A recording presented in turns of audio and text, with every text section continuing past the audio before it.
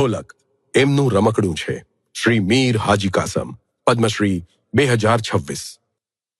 મને કોઈ દી બોલતા આવડ્યું નહીં, કોઈ દી ફાવ્યું નહીં કે મારી ઢોલક મારી બોલે છે, સમજ્યા? એને માણસો ઓળખે છે, એના હિસાબે હાજી રમકડું કહે છે સાહેબ.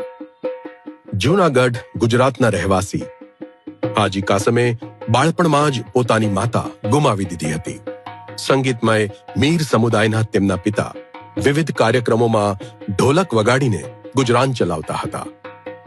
નાનો હાજી કાસમ ટૂંક સમયમાં જ ઢોલક પર તેના પિતાની નકલ કરવા લાગ્યો અને સતત વગાડી એમની જેમ નિપુણ થયો.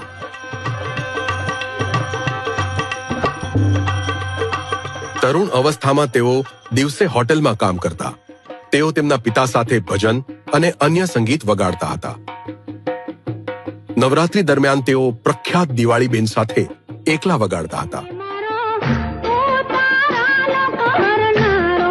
જિંદગીએ વળાંક લીધો જ્યારે તેમણે પ્રખ્યાત લોકગાયક પ્રાણલાલ વ્યાસના પ્રોગ્રામમાં પોતાના પિતાની જગ્યાએ વગાડ્યું.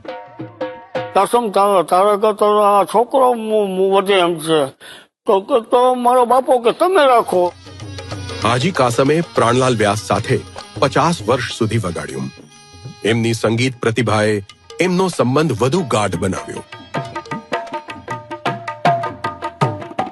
આમ હાજી ભજન, કવ્વાલી અને ગઝલ વગાડવામાં ઉસ્તાદ બન્યા. તેમણે એક અનોખી શૈલી વિકસાવી, ઢોલકને મુખ્ય એકલ વાદ્યનું સ્થાન અપાવ્યું.